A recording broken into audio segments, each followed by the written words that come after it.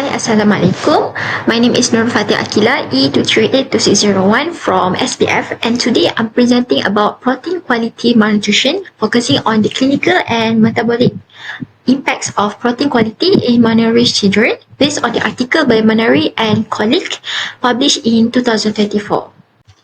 In my protein lecture, I learned that protein quality is determined by amino acid composition, digestibility, and bioavailability. So this article by Manari and colleague really builds on those concepts, focusing on how those protein quality malnutrition happens when a diet doesn't provide enough usable amino acids for the body's need, especially in malnourished children. So while protein quality scoring systems like PDC, AAS, and DIAAS are widely used, this article points out that these scores don't always reflect the real-world needs of vulnerable groups, particularly children that facing infection or rapid growth. The research aimed to see whether those protein quality scores are actually predict recovery in malnourished children and to compare the effectiveness of animal versus plant protein sources. So 2 clinical trials in Malawi has been reviewed where children with moderate wasting were given ready-to-use supplementary foods with precisely controlled protein quality and quantity. So these studies use advanced metabolic measurements, including C-leucine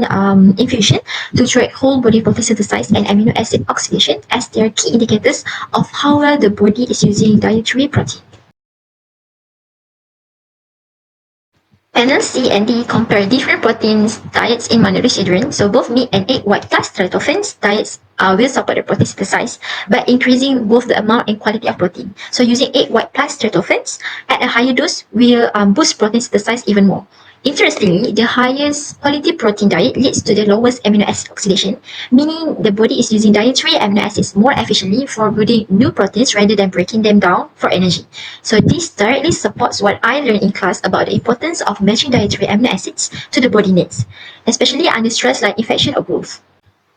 So this article really deepened my appreciation for the complexity of protein nutrition. So while my lecture emphasized that animal proteins like milk have a more complete amino acid profile and higher digestibility, this article takes it further by showing that meat protein also contains bioactive peptides, over 700 derived from casein, that have anti-inflammatory and immune-supporting effects. So these benefits are not captured by standard protein quality scores, but they are crucial for recovery and malnourished children.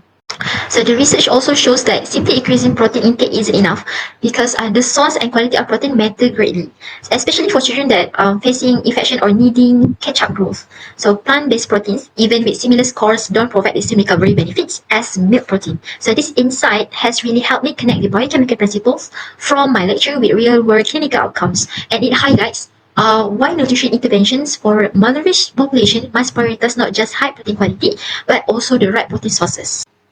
So in summary, these articles demonstrate that protein quality scores are useful but not sufficient, and that animal-based proteins, especially meat, offer unique benefits for malnourished children. It's a powerful reminder that understanding both the science and the clinical context is essential for effective nutrition interventions. Thank you.